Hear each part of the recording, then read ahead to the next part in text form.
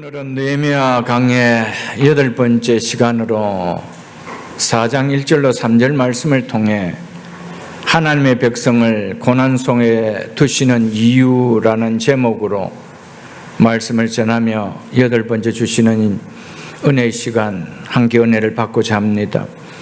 오늘 본문을 포함해서 4장은 하만의 음모와 관계에 의한 페르시아 제국 내 모든 유다인을 진멸하라는 아하수에르 왕의 조서가 선포된 이후 유다인들의 운명의 향방을 가르는데 중요한 분기점이 된 사건을 다루고 있는 내용입니다. 어떻게 해서 이런 운명이 뒤집어지는 이런 역사가 있게 되었는가? 이 부분을 다루고 있는 내용이 바로 4장 전체의 말씀입니다. 오늘 그 가운데 1절로 3절 말씀을 보고 다음 주에 4절로 마지막 절까지 보도록 하겠습니다. 오늘 4장 1절은 이렇게 시작되고 있습니다. 모르드게가 이 모든 일을 알고, 이 모든 일을 알았다는 것은 모르드게는 공포된 왕의 조서의 내용만 안 것이 아니라 그 이상을 알았다는 이런 의미입니다. 저 왕의 조서가 내려지기까지 그 속에 숨겨져 있는 하만의 음모와 은 1만 달란트로 왕의 승낙을 얻어낸 관계 등 모든 사실을 알고 있다라는 그 의미입니다. 그래서 모르드게가 이 모든 것을 알고 자기 옷을 찢고 굵은 베옷을 입고 죄를 뒤집어 쓰고 성중에 나가서 대성통곡하며 왕의 조서가 선포되자 먼저 수산 도성이 술렁거렸습니다. 모르드게는 페르시아에 지금 무슨 일이 벌어졌는지 알게 되었으며 이 일의 배후가 바로 하만에 의해 되어진 것임을 알았습니다. 그래서 모르드게는 이 모든 일을 알고 입었던 옷을 찢고 굵은 베옷을 입고 죄를 뒤집어 쓰고 도성 안으로 나가 대성통곡하였다라고 말씀하고 있습니다. 이러한 행동은 큰 슬픔에 빠지거나 혹은 개인적으로나 국가적으로 재앙이 닥쳤을 때 비통함을 표현하는 행동입니다. 그런데 모르드게는 자신과 자신의 민족이 당면한 비극적 현실의 비통함을 견딜 수 없어 이러한 행동을 취했던 것입니다. 그런데 모르드게가 골방에서 통곡하고만 있지 않고 도성에 나가서 이렇게 했다라는 것은 이 상황의 위기와 비통함을 감추지 않고 도성의 모든 유다인들에게 알려 동참하기 위함이었습니다. 2절을 보겠습니다. 대궐문 앞까지 이르렀으니 굵은 베옷을 입은 자가 대궐문에 들어가지 못함이라.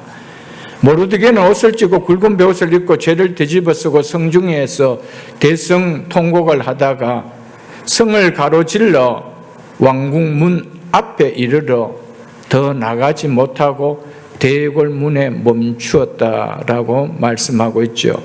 이는 굵은 베옷을 입은 자는 대궐문에 들어가지 못하기 때문이다라고 말하고 있습니다. 굵은 베옷을 입고 왕궁 출입을 할 수 없다라는 법을 왕궁의 일을 보는 모르드게가 모를 리 있겠습니까?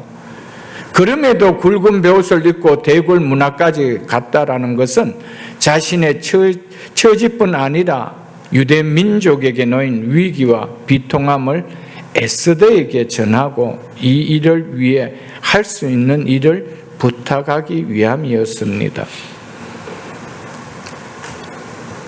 한편 페르시아 왕국에는 오직 기쁜 일만 왕궁에 있기 바랐기 때문에 왕의 심기를 불편하게 만드는 슬픔을 가진 자는 왕궁에 출입할 수 없도록 법을 그려놨습니다. 그래서 굵은 베옷을 입은 슬픔을 가진 자는 문 앞까지는 올 수 있지만 문 안으로 들어올 수는 없게 되어 있었습니다.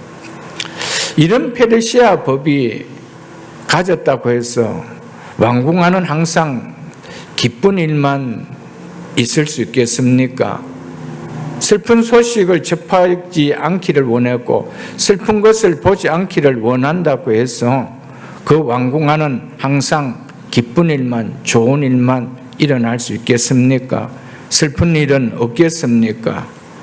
항상 좋은 일만 있기를 바랐던 아하수에로 왕이었지만 자신의 원함과는 거리가 멀게 그는 모반자에 의해서 암살을 당해 죽음을 맞게 되었습니다.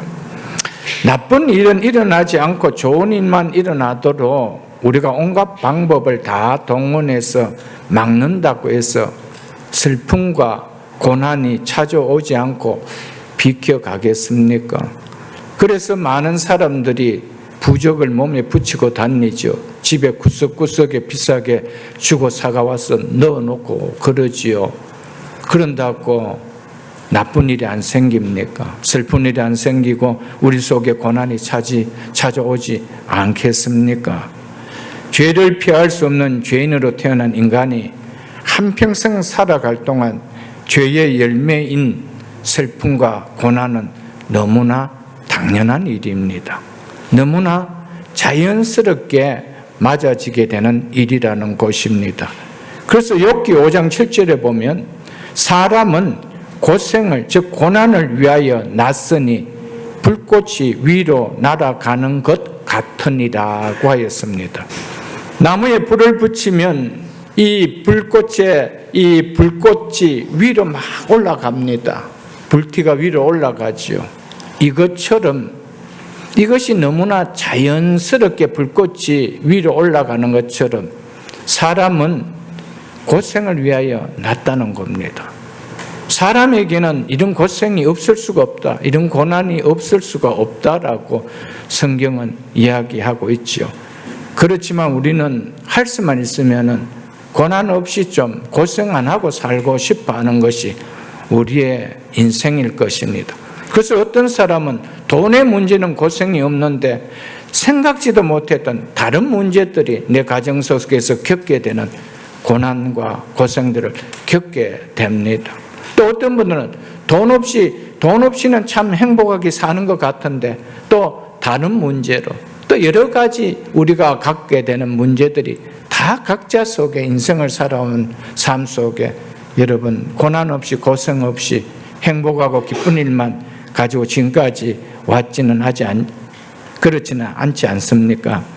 슬픔과 고난은 죄인으로 태어난 인간의 죄의 열매이기 때문에 인간이 죽는다고 해서 그러면 그것이 없어지느냐? 그것이 끝나버리느냐? 그렇지 않다는 겁니다. 한번 태어난 인생은 죄인으로 태어났기 때문에 이 땅에서도 슬픔과 고난을 가지고 있지만은 우리 육신이 죽은 이후에도 여전히 고난과 슬픔은 끝나지 않고 우리를 따라온다는 사실입니다. 그래서 죄의 삭선 사망으로 죽음을 당한 죄인은 육신의 죽음 후에는 더 큰 슬픔과 고난의 자리가 기다리고 있다는 사실을 우리는 알아야 됩니다. 그래서 많은 사람들이 자기가 견디기 어려운 고난과 힘든 환경이 오면은 극단적 선택을 하기가 너무 쉽습니다. 그래 모든 것이 끝날 줄 알고 그럽니다. 그렇지 않습니다. 죄의 삭선 영원히 갑니다. 그것을 우리는 깨달아야 됩니다. 성경 한 곳을 살펴보겠습니다. 요한계시록 14장 10절로 13절입니다. 요한계시록 14장 10절로 13절입니다. 그도는 예수 그리스도를 따르지 않는 자를 여기서 말하고 있습니다. 그도 하나님의 진노의 포도주를 마시리니 그 진노의 잔에 섞인 것이 없이 즉 물이 섞인 것이 없이 부은 포도주라. 그 포도주가 어떤 포도주겠어요? 독한 포도주겠죠. 거룩한 천사들 앞과 어린 양 앞에서 불과 유황으로 고난을 받으리니 그 고난의 연기가 세세토록 올라가리로다. 인생이 죽으면 끝나는 것이 아니고 하나님의 진노가 그들에게 이제는 내린다는 겁니다. 그 진노가 어떻대요? 물을 썩지 않은 독한 포도주와 같다는 겁니다. 그 고난이 불과 유황으로 고난을 받으니 끝입니까? 고난이 있다라고 이야기합니다. 그 고난이 잠시 유한한 기간입니까? 세세토록 올라가리로다라고 하고 있습니다. 그런데 많은 사람들은 어떻게 생각합니까? 죽으면 이 고생, 이제 이 고난 다 끝이겠지. 몰라서 하는 겁니다. 말씀을 몰라서 그런 겁니다. 그래서 가장 어리석은 인생이 극단적 선택을 하는 사람, 자이지요. 그럼 끝날 줄 아는데 더 큰 것이 기다리고 있다는 겁니다. 짐승과 그의 우상에게 경배하고 그의 이름의 표를 받은 자는, 한마디로 말해서 예수 그리스도를 믿고 따르지 않고 세속적 세상을 사랑하며 쫓은 자를 요한계시록에서 이렇게 표현하고 있는 것입니다. 그는 어떻게 누구든지 밤낮 쉼을 얻지 못하리라 하더라. 성도의 인내가 여기 있나니 그들은 하나님의 계명과 예수에 대한 믿음을 지키는 자라. 하나님의 계명과 예수에 대한 믿음을 지키는 성도에게는 인내가 필요하다라는 이는 의미가 12절입니다. 또 내가 들으니 하늘에서 음성이 나서 이르되 기록하라. 지금 이후로 주 안에서 죽은 자들은, 주 안에서 죽은 자들, 주 밖에서 죽은 자들이 아닙니다. 예수 믿지 않고 죽은 자들이 아닙니다. 예수 믿고 주 안에서 죽은 자들은 복이 있도다 하시며, 보십시오. 죽은데도 복이 있대도요. 세상 사람 죽으면 끝이라고 하는데 성경은 죽는데 복이라고 이야기합니다. 그 죽음이 이제는 복으로 역사한다는 겁니다. 믿습니까, 여러분들? 예수 믿는다는 것은 육신의 죽음 이후에 내게 일어날 일을 내가 믿기 때문에 믿는 거예요. 그게 신앙생활이라는 거예요. 내가 죽음 이후에 어떤 일이 일어날 것도 믿지 않고 어떻게 예수가 믿어질 수 있어요, 여러분들? 죽음 이후가 복되도다 하면, 그래서 예수가 믿는 것이 기쁨이라는 겁니다. 그래서 지금 이후로 주 안에서 죽은 자들은 복이 있도다 하시며 성령이 이르시되 그러하다. 그들이 수고를 즉 인내한 것을 말하죠. 수고를 그치고 쉬리니, 이 말은 더 이상 슬픔도 고난도 없다는 겁니다. 그런데 예수 안에서 죽지 않은 자들은 그 고난이 세세토록 있다라고 하는 것에 비해서 이제 그들은 수고가 그치고 쉰대요. 더 이상 슬픔도 고난도 없다는 말입니다. 이 모든 것이 끝나고 다시 참된 신만이 누려지는 축복만이 있다는 겁니다. 이것은 오직 예수 그리스도에 대한 믿음을 가진 성도만이 천국에서 누려질 수 있는 축복입니다. 그래서 이는 그들의 행한 일이 뭡니까? 하나님의 계명과 예수를 믿는 믿음을 지킨 일을 말하지요. 그것이 뭐예요?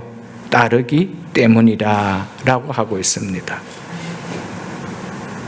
고난이 예수 믿지 않고 이 세상이 너무 힘들어 라고 생명을 끊는다고 해서 고난이 없는 것입니까?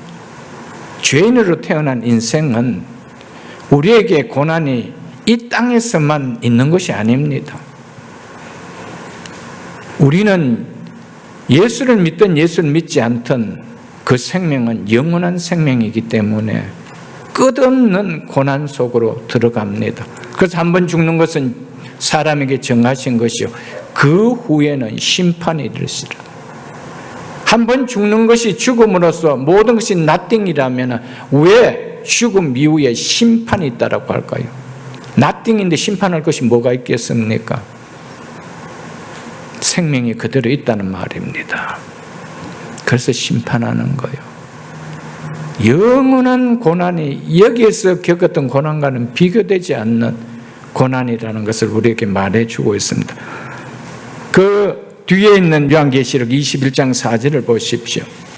예수 안에 죽은 자들은 왜 복이라고 하는지 보십시오. 21장 4절에 이렇게 말씀하고 있습니다. 다시는 사망이 없고 다시는 사망이 없대요. 이제는 죽음이라는 것을 겪지 않는다는 거예요. 애통하는 것이나 고가는 것이나 아픈 것이 다시 있지 아니하리라. 사망이 없는 삶을 사는데 그런데 그 삶이 늘 고통도 있고 울음도 있고 아픔도 있고 슬픔도 있다라면 그 인생이 뭐가 그리 좋겠어요. 그런데 거기에는 더 이상 애통하는 것이나 고가는 것이나 아픈 것이 없는 삶을 산다는 것입니다. 믿으십니까? 왜냐하면 라는 접속사가 들어갑니다. 왜냐하면 처음 것들이 다 지나갔기 때문이라 라고 말씀하고 있습니다. 천국에서는 더 이상 죄의 열매인 슬픔과 괴로움과 고통이 존재하지 않습니다. 이 모든 것들이 이제는 다 가버리고 지나가 버렸기 때문이다. 없다는 겁니다. 그래서 애통하는 것이나 고가는 것이나 아픈 것이나 다시는 또한 사망이 없다라고 한 겁니다. 왜요? 다 지나가 버렸기 때문에. 이게 예수 믿는 것의 축복입니다. 은혜 중에 은혜 아니에요, 여러분. 이 땅에서 잠시 잠깐 좀 잘 살고 싶어서 믿음도 없이 살아가고 마지막 영원히 끝나지 않는 고난의 연기를 마시며 유황불 속에 산다는 거 불행한 거 아니에요. 끝없는 아픔과 슬픔이 지속되는 그 삶, 그걸 모르니까 이 땅에 예수도 없고 예수를 믿어도 그냥 형식적이고 그럴 수밖에 없는 거예요. 여기서는 다시 회복되는 길이 없습니다. 회복은 오직 이 땅에서밖에 없습니다. 내가 어떤 삶을 살았든지 예수 그리스도를 믿을 때 이 회복은 일어납니다. 영원한 지옥 형벌에서 어둠에서 빛의 나라로 생명의 나라로 옮겨지는 역사가 있다라는 것이죠. 사랑하는 성도 여러분, 이 땅에서는 어느 누구도 인생에 찾아오는 고난과 슬픔과 괴로움을 막을 수도 피할 수도 없습니다. 이것은 오직 죄가 없는 하나님 나라에서만, 천국에서만 누려질 수 있는 복인 것을 우리는 알아야 됩니다. 이 땅에 살 동안 슬픔과 고난은 예수를 믿는 하나님 자녀에게도 결코 예외일 수는 없습니다. 다 있습니다. 예수 믿는 자에게도 육신의 죽음이 오고요, 육신의 아픔도 오고요, 육신의 병듦도 오고요, 사고도 오고요, 재난도 당하고 그럽니다.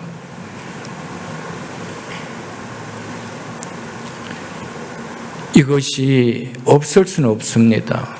왜요? 우리가 죄인으로 태어나기 때문에. 슬픔과 고난은 죄의 열매입니다. 죄의 열매를 가진 우리이기 때문에 그것을 피하고 살아갈 수는 없습니다. 어떤 경우는 예수를 믿고 따르는 것 때문에 더 큰 고난을 겪을 수도 있죠. 초대교회 성도들 보십시오. 예수 믿는 것 때문에 얼마나 더 큰 고난을 당합니까? 오늘 또 많은 아프리카 나라에서, 또 동남아의 여러분 모슬렘 국가에서 보십시오. 예수 믿는 것 때문에 얼마나 고난을 많이 당하고 있습니까, 여러분들? 예수 믿는다라고 고난이 없어지는 것은 아닙니다. 고난은 장차 해분입니다. 그래서 그 소망으로 살아가는 겁니다. 믿으십니까, 여러분들? 그래서 로마서 8장 18절에 보면 생각하건대 현재의 고난은, 성도에게 현재의 고난이 있답니다. 없는 것이 아니라는 겁니다. 예수 믿는다라고 질병이 안 생깁니까? 예수 믿는다라고 여러분 사업에 어려움이 안 찾아옵니까? 예수 믿는다라고 우리의 삶 속에 어려운 문제들이 없습니까? 있습니다. 때로는 예수 믿는 것 때문에 더 큰 피해를 입고 고난을 겪을 때도 있습니다. 생각하는데 현재의 고난은 장차 우리에게 나타날 영광과 비교할 수 없다는 겁니다. 이 땅에 고난이 있기 때문에 하나님 나라에서 비교할 수 없는 그 영광, 다시 사망하는 것이 다시 사망이었고, 애통하는 것이나 고가는 것이나 어떤 슬픔도 다시는 없고 다 지나갔다는 그것에 대한 소망을 갖고 살아나가는 거 아닐까요, 여러분들?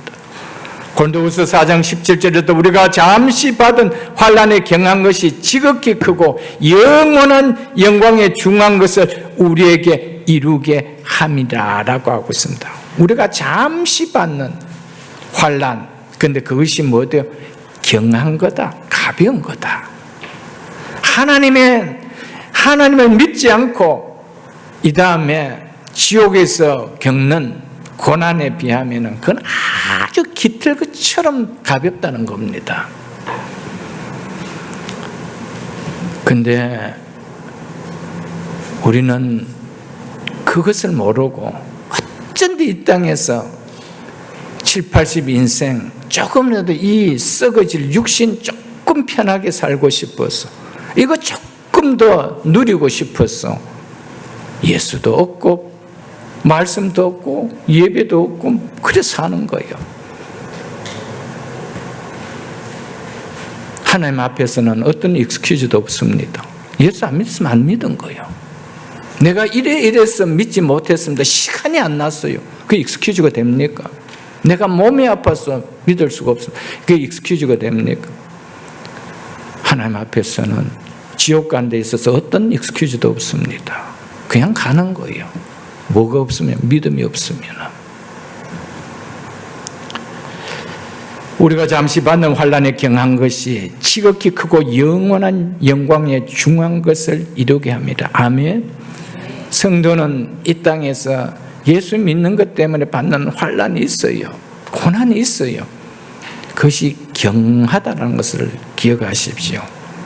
그것이 장차 지극히 크고 영원한 영광에 중한 것을 우리에게 이루게 합니다. 아멘. 하나님 말씀이 우리를 소망 주옵니다. 정말 이 땅을 살아가면서 무엇을 붙들고 우리가 소망하며 살아갈 수가 있겠습니까, 여러분? 그러므로 성도는 장차 천국에서 누려질 이 영광스러운 복을 소망하며 살기에 이 땅에서 만나는 슬픔과 괴로움과 고난을 이기며 살아갈 수 있는 것입니다. 그리고 슬픔과 고난 중에서 위로하시는 하나님이 계시기에 기도함으로 이겨나갈 수 있는 힘을 얻게 되는 것입니다. 오늘 이 시간 우리에게 이런 은혜가, 이런 믿음이 일어날 수 있기를 좀 축복합니다. 한편 모르드게가 유다 민족에게 놓인 비극적인 위기와 비통함을 알리고자 보인 행동은 동족을 살리기 위한 자신의 목숨을 내놓는 위험한 행동이었습니다. 궁중 업무를 보아야 할 모르드게가 성중에서 베옷을 입고 죄를 뒤집어 쓰고 대성통곡한다는 것은 너무나 위험한 일입니다. 만일 이 일이 하만에게 알려진다면 무엇 때문에 모르드게가 그러는지 그 내용을 신하들을 통하여 알아내게 하지 않았겠습니까? 당연히 알아내게 했을 것입니다. 그러면 문제는 더 어려워질 것밖에 없어질 것입니다. 그럼에도 모르드게는 동족을 살리기 위해서 목숨을 내놓는 행동을 서슴지 않고 하였습니다. 모르드게의 믿음의 행동이 결국 유다 민족을 기도하게끔 결집하게 했으며 자기 생명을 던져서 동족을 구하려는 에스더의 결단을 이끌어내게 만들었던 것이었습니다. 하늘의 미랄이 떨어져 썩지 아니하면은 많은 열매를 맺지 못하는 것입니다. 이게 진리입니다. 모르드게 자신의 한 생명을 아끼지 않고 던졌기 때문에 이를 통하여 결국에 밋밋했던 에스더의 마음을 움직이게 된 거예요. 그래서 에스더가 내가 죽으면 죽으리라 라고 결단하면서 아하수에로 왕에게 요청하지 않습니까?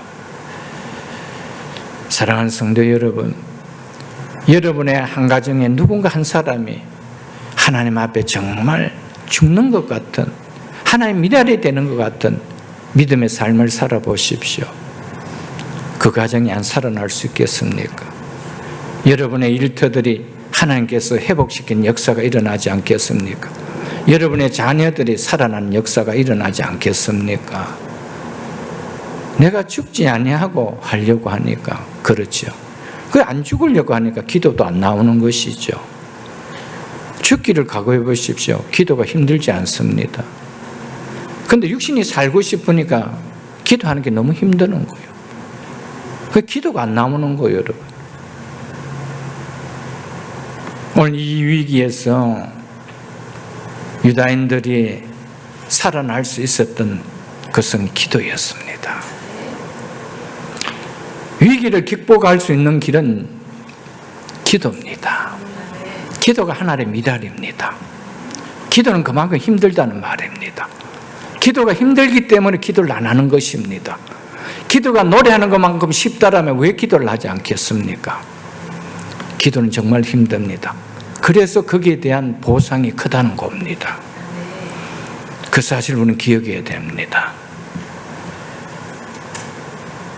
모르드게가 이 위기 상황을 알게 되었을 때 먼저 이 문제를 두고 자신의 골방에서 기도를 하였을 것입니다.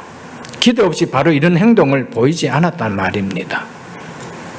성경은 기록하고 있지 않지만 분명 모르드게가 하만의 계획을 알고 나서 이 위기 상황의 문제를 두고 하나님께 부르짖으며 기도하였을 것이 너무나 분명할 것입니다.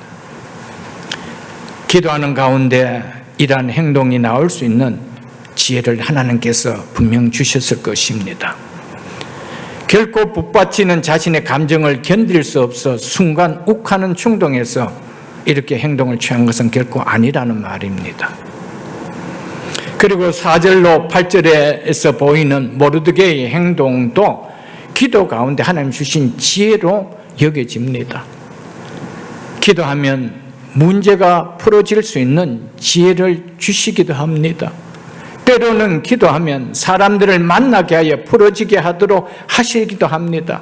기도하면 때로는 생각지도 못한 방법을 통해 문제가 풀어지기도 하십니다. 기도는 위기를 푸는 열쇠입니다. 우리 어려운 상황을 푸는 키는 기도입니다.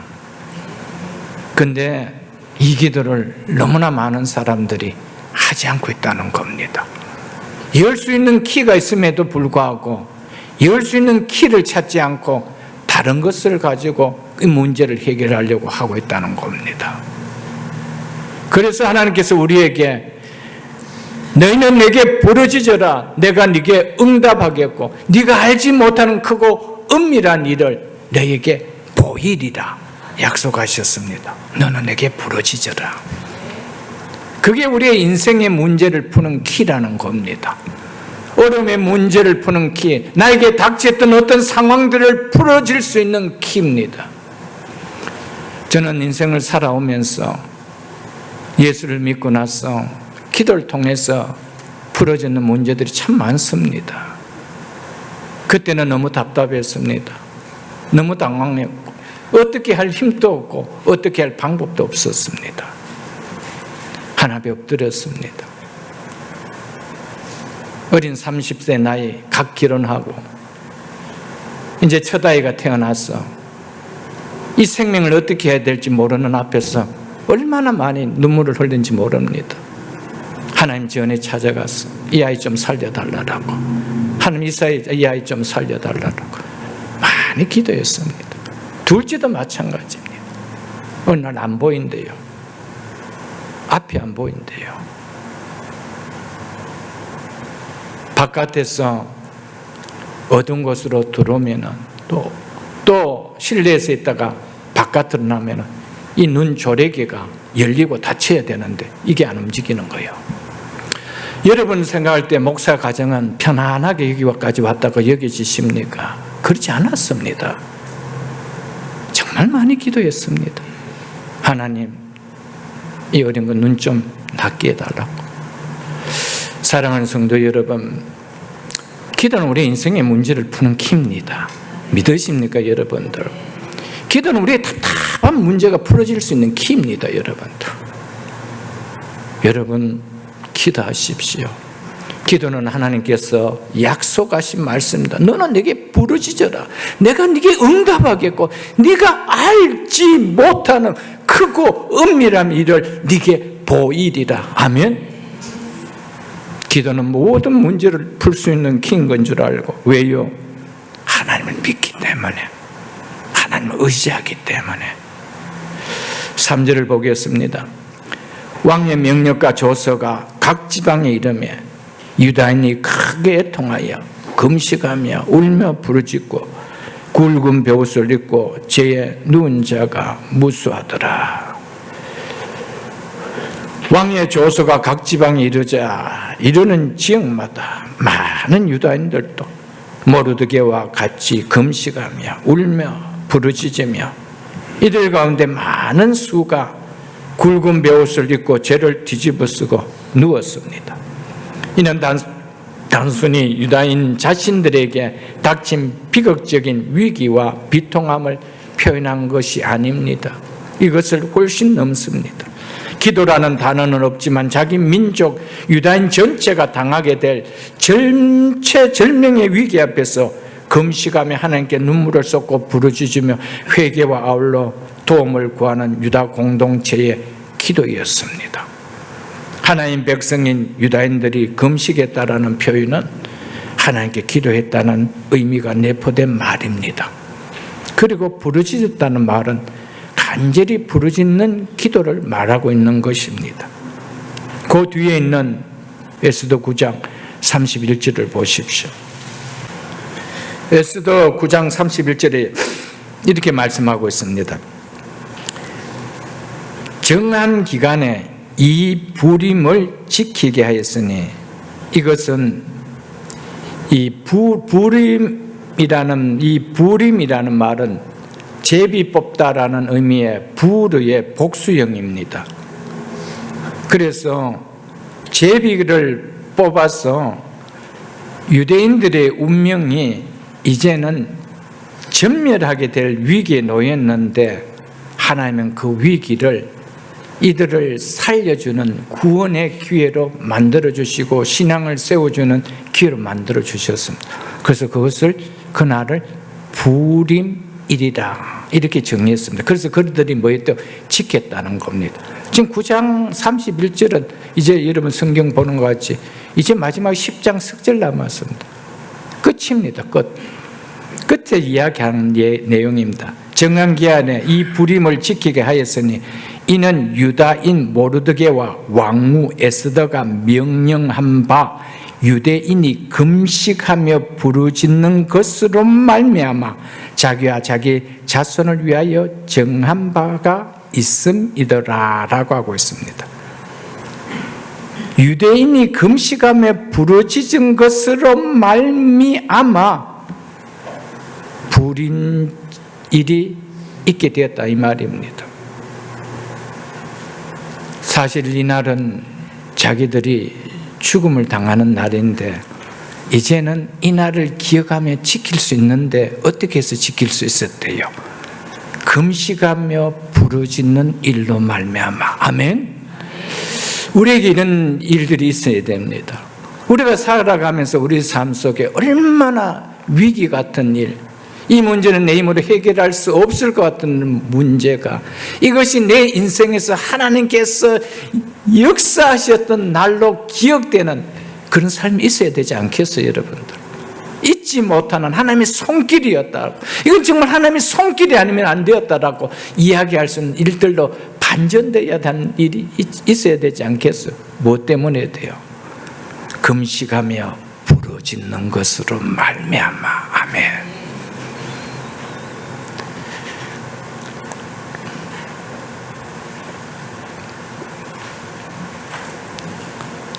그래서 여기서 금식과 부르짖음은 바로 오늘 본문에서 본 4장 3절에 나타난 것과 이제 다음 시간에 볼 16절에 나타날 것을 이야기하고 있는 것입니다. 유대인들이 12월 13일 전멸될 위기에서 건짐을 받고 건짐을 받는 날을 부림일로 정하고 지키게 되는데 그 부림일을 지키게 될 수 있었던 원인이 바로 유다인이 금식하며 부르짖은 것으로 말미암아라며 금식하며 간절히 부르짖는 기도였다라고 이야기하고 있습니다. 여러분 교회를 다니면서도 기도를 얼마나 우습게 여기는 사람들이 너무 많습니다. 기도가 아무것도 아닌 것처럼 여기는 사람이 너무 많습니다. 그래서 평생을 살아가면서 기도 없이 살아가는 사람이 너무 많습니다. 하나님께서 우리에게 최고의 특권은 기도입니다. 무엇이든지 내 이름으로 기도하라. 그것은 마치 하나님께서 우리에게 크레딧 카드를 주신 것과 똑같은 겁니다. 내 이름으로 기도하라는 것은. 그런데 그것을 사용할 줄 모르는 거예요. 왜요? 사용하려니까 어려우니까, 힘드니까 사용을 안 하는 거예요. 사랑하는 성도 여러분, 기도는 우리의 삶 속에 놀라운 반전들을 가져오게 옵니다. 그것을 체험한 사람은 기도가 얼마나 나에게 큰 은혜고, 기도한다는 것이 얼마나 나에게 기쁨이고, 하나님 나에게 얼마나 큰 축복이라는 것을 알 수가 있는 것입니다. 애통하여 금식하며 울며 부르짖는 사람이 신앙 좀 몇 사람만이 아니고 무수하더라라고 했습니다. 무수히 많은 유다인들이 금식하며 하나님께 부르짖으며 간절하게 기도했다라고 이야기하고 있습니다. 여러분, 만일에 여러분들의 상황이 이때의 상황이었다라면 여러분들은 기도에 동참했을 것 같아요? 그냥 집에 있을 것 같아요? 어떻습니까? 기도한다고 되나? 하나님이 우리를 이렇게 버리지 않느냐? 이래하고 포기할 것 같습니까? 이들과 같이 무수히 많더라는 속에 내가 들어갈 것 같습니까? 여러분, 어려운 삶 속을 닥치면은 기도하십시오. 기도는 어느 날 갑자기 나오는 거 아닙니다. 전쟁이 일어났다고 총을 들었다고 해서 총이 쏘여지는 거 아닙니다. 총 쏘는 연습을 안 하면 총은 못 쏩니다. 어떻게 조준해야 될지도 모르고 어떻게 맞춰야 될지도 모릅니다. 잡아가 총을 쏘는데 총은 위로 올라가 버립니다. 왜요? 쏘는 방법을 모르니까. 기도도 마찬가지입니다. 기도도 연습하지 않으면 기도가 나오지 않습니다. 내 몸이 아무리 아프다 그래도 기도가 안 나옵니다. 어떻게 해야 될지 모릅니다. 내 가정에 어떤 재앙이 떨어졌다 해도 어떻게 해야 될지 모릅니다.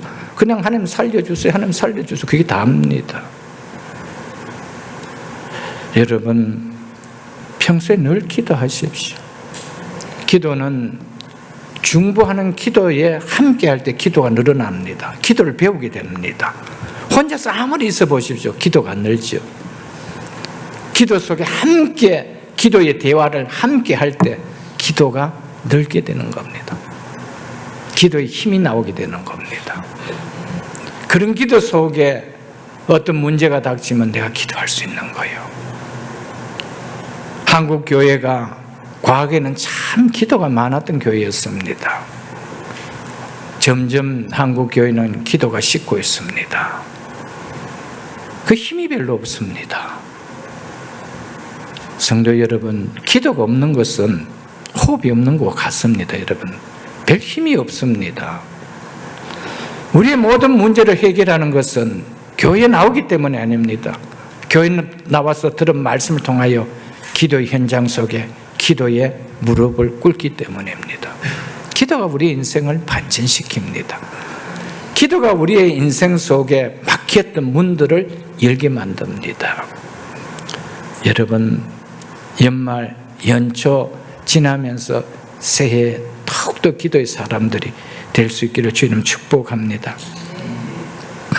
하만은 자신들을 진멸하기 위하여 정한 날짜를 기다리고 있는 동안 유다인들이 한 일은 금식하며 하나님께 간절하게 부르짖으며 기도한 것이 전부였습니다. 유다인들은 자신들의 구원을 위하여 다른 것 무엇도 하지 않았습니다. 간절히 부르짖으며 기도한 것이 전부였습니다. 하나님 백성이 처한 이 문제를 해결해 줄 수 있는 분은 하나님 외에 누가 있겠느냐는 거예요. 하나님의 백성이 처한 이 문제, 하나님 아니면 누가 해결해 줄 수 있느냐는 거예요. 그래서 이들은 다른 어떤 방법도 찾지 않고 그래서 베옷을 입고 하나님 앞에 엎드려 금식하며 부르짖었다라고 했습니다. 사랑하는 성도 여러분, 이들은 기도의 약속을 믿고 하나님께 부르짖었을 것입니다. 사랑하는 성도 여러분, 부르짖는 간절한 기도는 우리를 놀라게 할 만큼 힘이 있습니다. 능력이 있습니다. 우리는 이 사실을 믿어야 할 뿐 아니라 이 믿음을 가져야 합니다. 누가 가장 강하냐? 기도하는 사람입니다. 기도하는 사람은 환경을 바꿀 수가 있습니다. 내 삶을 역전시킬 수가 있습니다. 기도에는 놀라운 능력이 나타납니다. 하나님의 능력을 내 삶 속에 끌어당기는 것은 기도입니다. 기도. 그래서 너는 내게 부르짖으라. 내가 네게 응답하겠고 네가 알지 못하는 크고 은밀한 일을 보이리라고 말씀하시기 전에 하나님께서 먼저 이렇게 말씀하시고 그 말씀을 하셨습니다. 이를 행하시는 여호와, 그 일을 지어 성취하는 여호와가 이같이 말하노라. 너는 내게 부르짖으라. 내가 네게 응답하겠고 네가 알지 못하는 크고 은밀한 일을 이루겠다고 말씀했습니다. 그분은 일을 하시는 분입니다. 일을 지어 성취하시는 분입니다. 그렇기 때문에 우리를 보고 내가 일해줄게 부르짖으라는 거예요. 내가 그 일을 성취시켜줄게 부르짖으라는 거예요. 사랑하는 성도 여러분, 이 약속의 말씀을 믿고 울며 부르짖는 간절한 기도만큼 능력이 있을까요? 힘이 있을까요? 성경 한 곳을 살펴보겠습니다. 역대하 14장 11절로 12절입니다. 역대하 14장 11절로 12절입니다. 이 말씀은 애굽의 군대 장관 세라가 유다를 치려고 100만 군사와 병거 300대를 거느리고 왔을 때 유다 아사 왕이 이 문제를 놓고 자기 힘으로 해결할 수 없는 이 문제를 두고 하나님께 부르짖으며 한 기도입니다. 그 기도의 내용 중에 한 부분이 이렇습니다. 아사가 그의 하나님 여호와께 부르짖어 이르되 여호와여, 힘이 강한 자와 약한 자 사이에는 주밖에 도와줄 이가 없사오니. 아멘. 여러분 이 사실 믿습니까? 힘이 강한 자와 약한 자 사이에 도와줄 분은 여호와 하나님 한 분밖에 없다는 거예요. 이분 이외에는 없다는 겁니다. 이게 믿음 아니에요, 여러분들? 여호와여, 힘이 강한 자와 약한 자 사이에는 주밖에 도와줄 리가 없사오니. 우리 하나님 여호와여, 우리를 도우소서. 우리가 주를 의지하오며 주의 이름을 의탁하고 이 많은 무리를 치러 왔나이다. 여호와여, 주는 우리 하나님이시오니 원하건대 사람이 주를 이기지 못하게 하옵소서 하였더니 12절 보십시오. 여호와께서 구스 사람을 아사와 유다 사람들 앞에서 치시니 이 문제를 누가 해결해 줬대요? 여호와가. 아멘. 그 결과 구스 사람들이 도망갔더라 라고 하고 있는 거예요. 우리의 문제가 도망가집니다. 우리 앞에 놓인 어려운 문제들이 도망가게 해주시는 일은 하나님이십니다. 그것을 하게 하는 것은 우리의 기도입니다. 믿으십니까, 여러분들?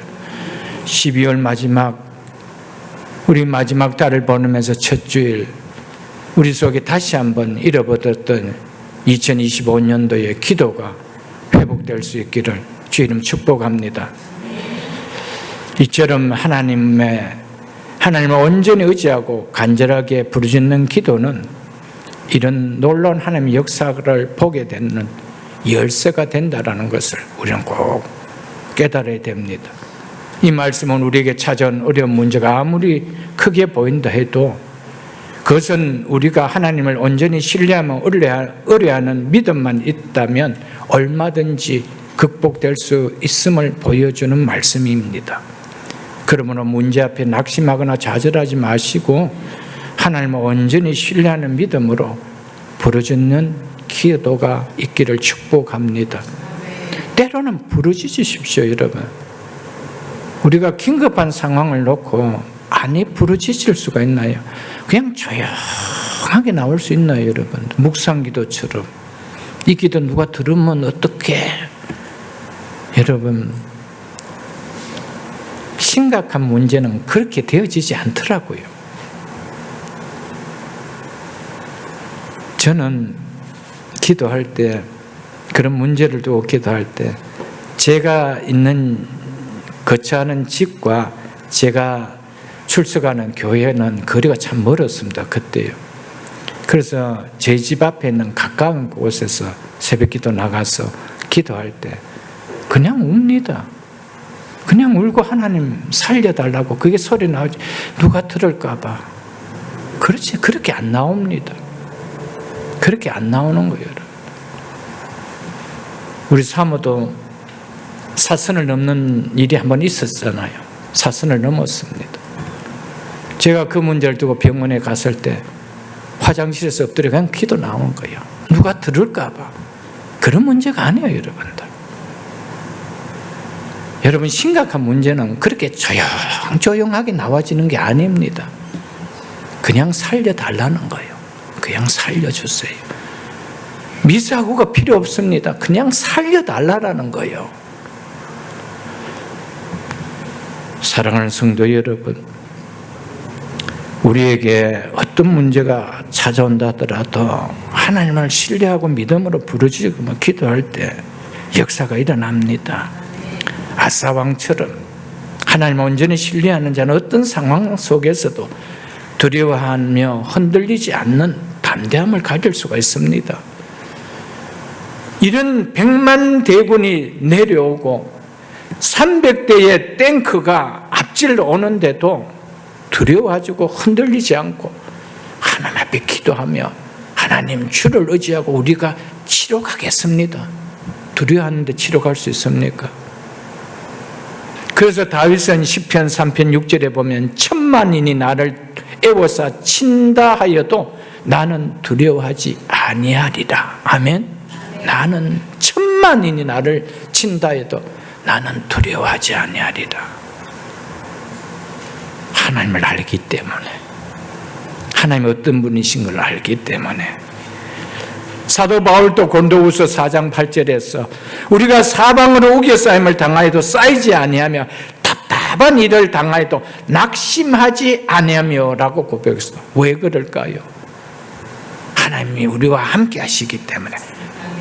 그 하나님이 나와 함께 하시면 믿기에, 내가 기도하기에 사방에 우겨싸임을 당하여도 쌓이지 않을 수가 있고 답답한 일을 당하여도 낙심하지 않을 이유가 여기 있다는 겁니다. 물론 조금이만 당해도 낙심하고 조금만 당해도 이게 어떻게 될까? 간이 콩당콩당하고, 그게 아니라는 거예요.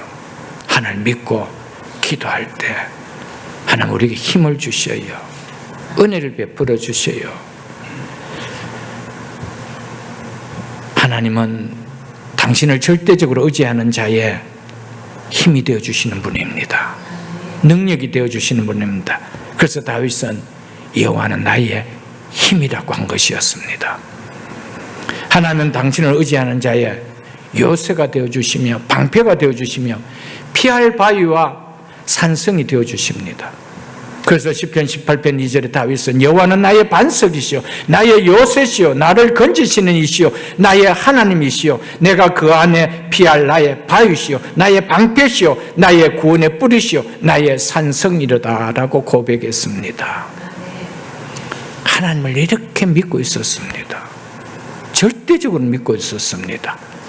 이렇게 믿을 때 하나님은 그에게 반석이 되어주십니다. 하나님은 그에게 요새가 되어주시고 건져주시는 이시가 되어주시고 산성이 되어주시고 구원의 뿔이 되어주시고 방패가 되어주시고 바위가 되어주시는 거예요.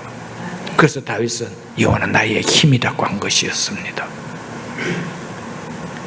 다윗은 어떤 상황 속에도 담대함을 볼 수 있었으면 하나님에 대한 이러한 믿음이 지식이 아니고 자기의 살붙였기 때문이었습니다. 그래서 다윗은 내가 사망의 음침한 골짜기로 다닐지라도 해를 두려워하지 않을 것을 주께서 나와 함께 하심이라. 아멘. 주께서 나와 함께 하심이라. 이게 살붙이가 되니까 그냥 고백으로 나오는 거예요. 사망의 음침한 골짜기를 다니는데도 주께서 나와 함께 하심이라. 주께서 나와 함께 하심이라. 지식은 안 나옵니다. 지식은 그런 말씀이 있었는지도 모릅니다. 그런 말씀을 가서 권면하고 신방해도 뜹니다. 말씀이 살붙이가 되십시오. 어떤 상황 속에서도 사망의 음침한 골짜기를 다니는 상황 속에도 그 말씀은 나의 능력이 되는 거예요. 다윗은 하나님 나의 요새시라고 했기 때문에 천만인이 나를 들려서 친다도 나는 두렵지 않대. 왜요? 만왕의 왕 내신 그분이 나의 산성이시고 요새시고 방패가 되어주심을 믿었기 때문입니다.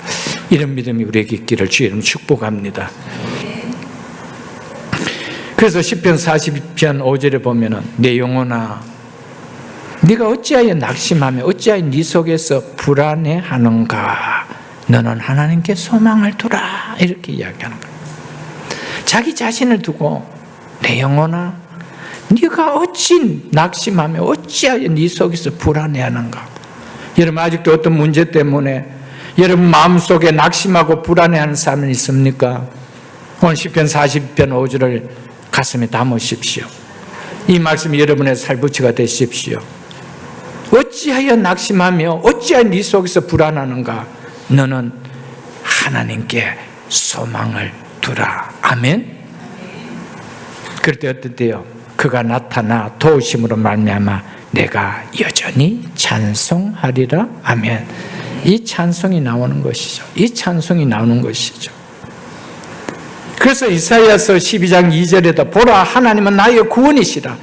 내가 신뢰하고 두려움이 없으리니 주 여호와는 나의 힘이시며 나의 노래시며 나의 구원이십니다 라고 고백했습니다. 내가 신뢰하기 때문에 두려움이 없대요. 그래서 주 여호와는 나의 힘이시며 나의 노래시며 나의 구원이시라. 사랑하는 성도 여러분, 이런 말씀이 좋은 말씀으로만 기억되지 마시고 어려운 상황 속에서도 적용이 되어지는 살아있는 말씀이 될 수 있기를 주님을 축복합니다. 성경에 보면은 그들의 인생을 바꾸는 사람들에게 나타나는 공통된 한 가지 특징들이 있습니다. 야곱, 정말 개판치는 인생이었습니다. 그런 인생이 야곱이라는 얍사반자라는 야곱이 하나님과 싸워 이겼다는 이스라엘 이름으로 바뀌는 인생이 역전하잖아요. 언제 인생이 바뀌었습니까? 야복강가에서 기도할 때였습니다. 기도할 때 인생이 바뀌는 거예요. 기도할 때 우리의 삶이 바뀌는 거예요. 우리 문제가 바뀌는 거예요, 여러분들. 모르드게, 에스더 동일합니다, 여러분들. 기도가 저들의 인생을 바꾸었습니다. 다니엘, 기도가 저의 인생을 바꾸었습니다. 야베스, 기도가 제 인생을 바꿔놨지 않았어요, 여러분들. 고통이라는 뜻입니다. 야베스가 고통이라는 뜻입니다. 그런 인생에 보잘것없는 고통을 당할 수밖에 없는 그 인생이 하나님께서 나에게 복에 복을 더하사 지경을 넓혀 주옵소서. 그래서 그 형제들 중에 어뜸이 되었다라고 합니다. 그런 인생으로 바뀌는 거예요. 무엇이요? 기도가 우리 인생을 바꾸십니다. 여러분 부디 기도하십시오. 기도는 어느 날 갑자기 따발총처럼 나오는 거 아닙니다. 조금씩 하나님을 믿음으로 나가는 기도를 하십시오. 어느 날 내 입에서 나도 모르는 내가 생각지도 않았던 언어들이 내 입에서 누에고치가 실타래를 뽑아내는 것처럼 기도가 나오는 거예요. 내가 생각해서 만들어내는 기도가 아닙니다. 성령이 내 입에서 나오게 하는 기도입니다. 여러분 기도는 어느 날 하루아침에 나오는 거 아닙니다. 하나님 주시는 기도는 힘이 있습니다. 하나님 움직이는 기도는 능력이 있습니다. 이런 기도를 경험할 수 있는 우리가 다 될 수 있기를 주의 이름 축복합니다. 성도가 자신의 힘으로 어떻게 할 수 없는 어려운 상황을 만날 때 나타나야 하는 것은 내가 믿고 있는 하나님을 신뢰하기에 의지하는 믿음을 나타내는 것입니다. 신뢰하며 능력 되신 그 하나님을 의지하며 간절하게 기도하는 믿음을 보이는 것입니다. 하나님은 당신을 의지하는 이 믿음을 보시기를 그렇게 원하고 계십니다. 그래서 당신의 백성을 때때로 고난과 위기의 상황을 만나도 막아주지 않고 그대로 두실 때가 있다는 것입니다. 왜냐하면 이 상황이 그가 하나님을 의지함을 가장 잘 드러내는 때이기 때문이고 하나님을 의지하는 모습이 그 가운데서 나타나기 때문입니다. 그래서 하나님은 때때로 당신의 백성이 어려운 일을 만나면 만나지 않도록 막아주실 때도 있지만은 막아주시지 않고 아사왕처럼 모르드게처럼 유다 백성들처럼 어려운 일을 만나는 상황 속에 그냥 두실 때도 있다는 것입니다. 다니엘도 사자굴 속에 안 들어가도록 하나님 막아두실 수 있습니다. 그런데 들어가게 하게 하십니다.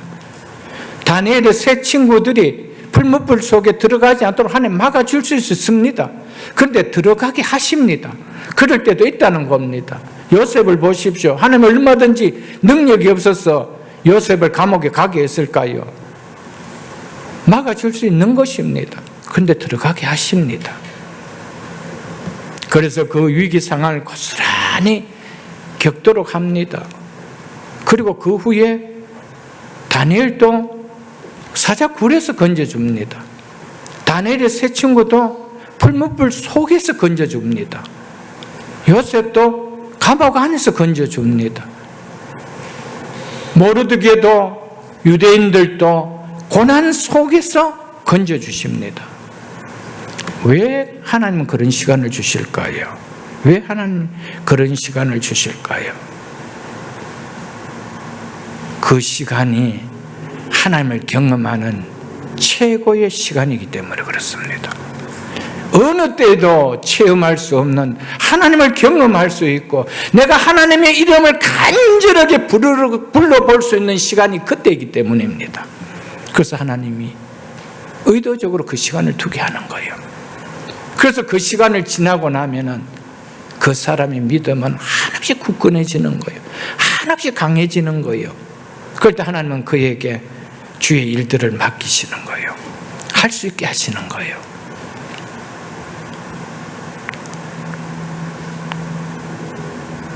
이사야서 43장 2절에 보면은 너희가 물 가운데로 지날 때에 내가 너희와 함께할 것이라. 강을 건널 때 물이 너를 침몰하지 못할 것이며 네가 불 가운데로 지날 때 타지 않을 것이요 불꽃이 너를 사르지도 못하리라.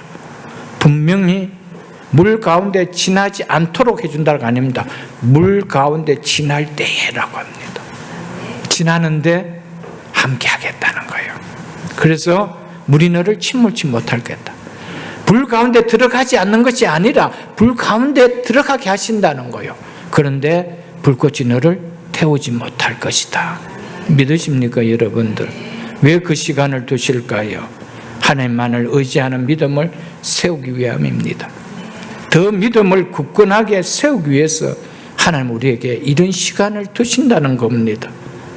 에스더서의 전체적 흐름을 본다라면 하만의 악한 흉계로 인한 유다 민족이 진멸될 위기는 하나님이 이방 페르시아 땅에서 점점 이방의 삶의 타성에 젖어들어서 신앙적으로 나태해져가는 자기 백성들을 각성시켜 하나님의 백성의 모습으로 회복해 하려는 하나님의 손길이었습니다. 이때 이들을 건드리지 않으면 안 된다는 겁니다. 그래서 하만을 통하여 괴계를, 그런 유대 민족을 다 전멸시키는 괴계를 세우려고 할 때 얼마든지 아하수에르 왕의 마음을 움직여서 하만의 요구를 승낙하지 않도록 할 수 있었습니다. 그런데 허락을 하게 하죠. 왜 그럴까요? 유다인 때문에 그렇습니다. 하나님 백성들을 하나님은 각성시키기 위하여 그 고난의 자리를 넣기 위해서 그랬던 것이었습니다. 그래서 이들이 이를 통하여 불임일이라 정하고 불임절을 지킵니다. 얼마나 하나님의 은혜를 체험하는지 모릅니다. 이 일을 통하여 유대인들의 신앙이 깨어났습니다. 하나님을 의지하는 믿음이 견고해졌습니다. 그 일이 있은 후 16년 뒤에 2차, 그리고 그 후로 14년 뒤 3차 바벨론에서 이스라엘 백성들이 예루살렘으로 귀환한 일이 있게 된 것이었습니다. 만일 그렇지 않다라면 2차, 3차로 귀환할 때 아무도 움직이지 않았을 것입니다. 페르시아 땅이 좋은데 여기서도 얼마든지 하나님 우리가 섬기려면 섬길 수 있는데 안 움직여졌죠. 그래서 하나님께서 2차와 3차 페르시아에서 예루살렘으로 돌아올 수 있는 큰 활력을 불어넣은 것은 바로 유대인 하만을 통하여 유대인들에게 이런 어려움을 통하여 신앙을 각성시키는 일이었다는 것이었습니다. 그리고 또한요, 에스라서와 느헤미야서를 우리가 이미 보아서 알겠지만은 에스라서가 2차 귀환 때, 느헤미야가 그로부터 14년 뒤 3차 귀환으로 귀환하지 않습니까? 그때 1차로 귀환했던 예루살렘에 왔던 이스라엘 공동체의 영적 상태가 어땠습니까? 한없이 나약했습니다. 한없이 믿음들이 온데간데 없이 정도로 나약해졌습니다. 이들을 깨우기 위해서 2차, 3차로 불임절을 경험하면서 이들을 보내서 이들을 깨우려고 했던 것이었습니다. 이것이 하나님의 섭리였습니다. 놀랍지 않아요, 여러분들? 깨어있는 이들이 와서 잠자고 있는 영혼들을 깨우는 거예요. 그들 스스로 깰 수가 없어요. 그래서 에스라를 보냈고, 그래서 느헤미야를 보냈던 거예요. 그들이 하나님의 믿음을 더욱더 절박하게 어디서 체험했습니까? 페르시아 땅에서, 하만을 통해서 체험하게 된 거예요. 사랑하는 성도 여러분, 우리가 신앙생활을 하면서 하나님께서 왜 이런 고난을 주지? 나 예수 믿는데 왜 이런 고난을 주지? 그런 생각하지 마십시오.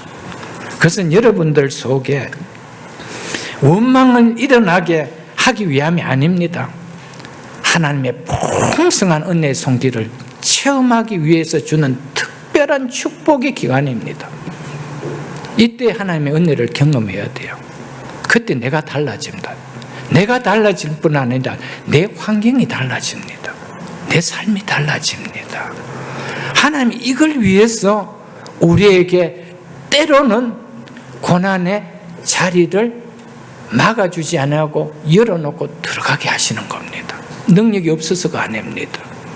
우리를 더 복된 사람으로, 더 믿음의 사람으로 성장시키기 위하여, 그리고 나를 통하여 깨어나지 못한 영혼들을 깨어나게 하기 위하여, 그런 도구로 쓰게 하기 위하여 그렇다는 사실을 잊지 마시고 여러분들 이 은혜를 누릴 수 있기를 좀 축복합니다.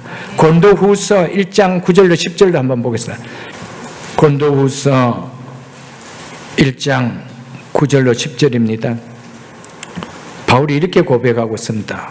우리는 우리 자신이 사형 선고를 받은 줄 알았으니 이 정도로 힘든 고난의 상황을 겪었다는 것이죠.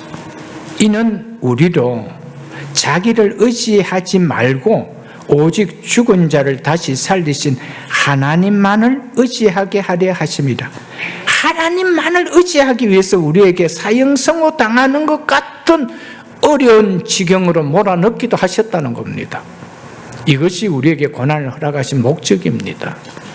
고난의 현장은 하나님만을 의지하는 법을 배우게 하기 위하여 하나님께서 특별히 세워놓으신 학교가 고난입니다.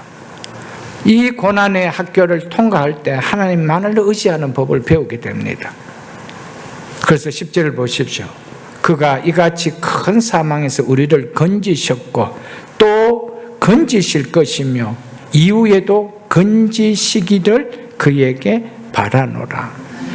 건지셨음을 경험했기 때문에 지금도 건질칠 것이며 앞으로도 건질칠 것을 믿는 거예요. 여러분, 고난 속에서 하나님의 은혜를 경험한 자는 또 고난을 당한다 해도 그 고난에서 건져줄 하나님을 믿는 거예요. 앞으로의 닥칠 고난에도 건져줄 걸 믿기 때문에 예수 믿으면서 그냥 좋은 거예요. 믿으십니까, 여러분들? 이런 은혜가 있기를 주 이름으로 축복합니다. 그래서 시편 107편 19절과 28절에 보면은 이에 그들이 그들의 고통 때문에 여호와께 부르짖으매라고 했습니다. 아무리 하나님께서 나에게 기도하라, 나에게 부르짖으라 해도 고난이 없으면 기도를 배우지 않습니다. 기도하지 않습니다. 그러나 고난 속으로 들어가면 비로소 기도가 배워지는 것입니다. 기도가 나와지는 것입니다. 이런 일은 있어서는 안 되겠지만 여러분의 가정에 본인이 되었던 누가 되었던 가족 중에 정말 생명을 다투는 문제가 일어났다라면 여러분 가만히 있겠어요? 온 교인에게 다 기도 부탁할 것입니다. 기도 부탁할 수 있는 곳은 다 부탁할 것입니다. 한 번도 본인의 기도의 능력을 믿지 않은 사람이 그때는 기도를 다 부탁합니다. 그래서 하나님 그런 자리를 넣으시는 거예요. 네가 먼저 기도하라는 거예요. 네가 기도하라는 거예요. 우리가 꼭 그럴 이유가 있나요, 여러분들? 그렇지 않아도 우리가 평소에 기도하면 되잖아요. 그런 상황이 올 때 우리는 얼마든지 기도를 잘 할 수 있다라는 사실을 기억하십시오, 여러분. 그러므로 성도는 우리가 만나는 위기 상황은 절망의 순간도 원망의 순간도 우리는 아닙니다. 믿지 않는 사람은 그럴 수 있겠지만은 성도는 분명히 다릅니다. 왜냐하면 우리의 힘이 되신 하나님을 바라보며 그분을 의지하는 믿음으로 세우게 하신 하나님의 시간인 것을 우리가 알기 때문에 하나님 우리를 고난 속에 두시고 결코 고난 속에 우리 홀로 두시는 분이 아닙니다. 우리와 함께 하시는 분입니다. 우리를 보호하시고 지켜주시는 신실한 목자가 되시는 분입니다. 그래서 두려워하지 말라. 내가 너와 함께합니다. 아멘. 내가 너와 함께한다는 거예요. 우리는 이 사실을 꼭 기억해야 됩니다. 이 사실을 기억하지 못하면 우리는 안 된다는 겁니다. 아까도 보았지만 이사야 43장 2절에 보면은 네가 물 가운데 지날 때에 내가 너와 함께 할 것이라. 아멘. 하나님 우리를 고난 가운데 우리 혼자 두시는 분이 아닙니다. 하나님 함께 하십니다. 우리를 지켜 주십니다. 단지 거기에서 믿음이 세워질 수 있도록 우리를 붙들어 주십니다. 거기서 믿음에서 떨어지지 않도록 더욱더 믿음이 강하게 세워질 수 있도록 하나님을 붙들고 가고 계신다는 사실입니다. 사랑하는 성도 여러분, 천성을 향하여 나가는 성도의 순례길에 하나님은 끝까지 우리와 함께 하십니다. 이 사실을 꼭 기억하십시오. 하나님이 나와 함께 하심을 절대적으로 믿어지는 신앙은 기도할 때 일어납니다. 가장 어려운 문제 속에서도 하나님 나를 버리지 않으시고 내 삶을 세워주시는 것을 믿는 하나님이 느껴지는 거예요. 그 하나님 믿는 신앙이 우리 어떤 삶 속에도 하나님이 나와 함께 한다는 것이 안 믿어지겠어요. 말씀을 맺겠습니다. 하나님의 백성을 고난 속에 두신 이유가 무엇 때문인지 오늘 깨닫고 우리의 삶 가운데 여전히 사람들에게 말할 수 없는 고난의 상황 속에, 어려움 상황 속에, 위기의 상황 속에, 힘듦의 상황 속에 있다라면 막을 수 능력이 없어서 하나님께서 막지 않으셨고, 그렇다면 그곳에 두셨다면 이유가 뭘까라 오늘 말씀을 통하여 답을 찾고 그것을 통하여 여러분의 삶을, 여러분의 모든 문제를 극복해 나갈 수 있는 축복의 열쇠가 될 수 있기를 주 이름으로 축복합니다.